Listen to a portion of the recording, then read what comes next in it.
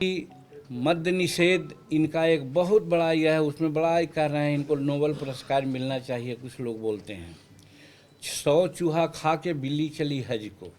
2005 में और 2010 में गांव-गांव में इन्होंने दारू बेचने का लाइसेंस दिलाया था। सब कोई पी रहा था, आज भी पी रहा है।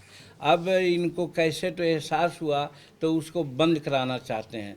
तो हम भी चाहते हैं, सब लोग कहा कि बंद होना चाहिए, लेकिन बंद होने की जो प्रक्रिया है, आज अगर 4 लाख या 5 लाख आज जेल के सलाखा में या कानूनी कार्रवाई के परिधि में है, तो उसमें 80% दलित है, गरीब है।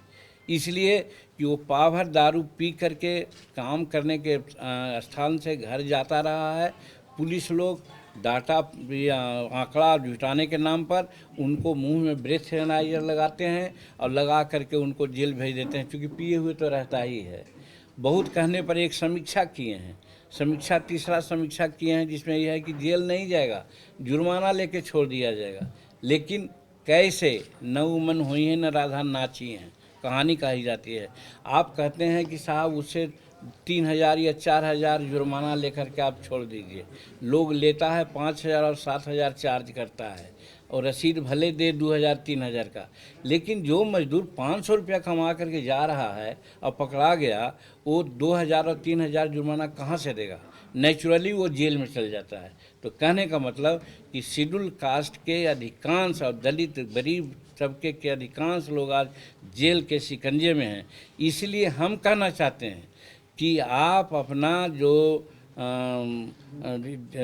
मद्य निषेध वाला जो ये है, दोषपूर्ण आपका है, आप ठीक से उसको नहीं किए हैं, उसको वापस लीजिए।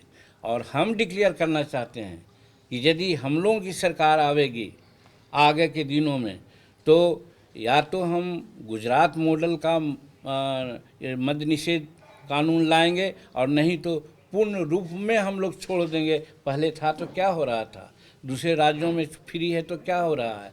अपने आप समझदार होने, उसके जगह पर हम लोगों को शिक्षित करेंगे, अवेकनिंग करेंगे, अवेयरनेस करेंगे कि नहीं पीना चाहिए। तो कहने का मतलब ये भी एक एंगल है जिससे हम कह सकते हैं कि शेड्यूल कास्ट के प्रति इनका नज़रिया ठीक नहीं है। तो ये सब 5-6 पॉइंट है जिसके आधार पर हम आपसे अर्ज करना चाहते हैं। और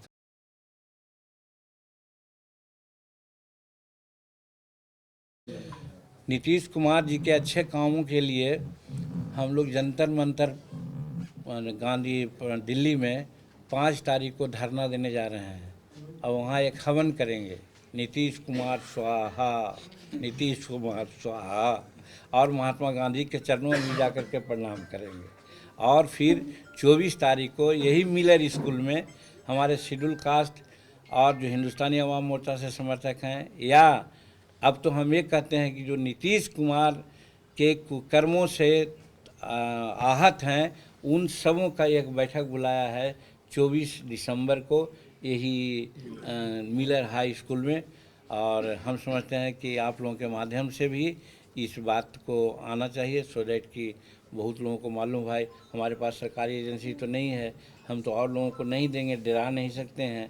तो आपके माध्यम से अगर सूचना मिलेगी तो हज़ारों का कि लाखों की संख्या में लोग आवेंगे, ऐसा हमारा विश्वास है।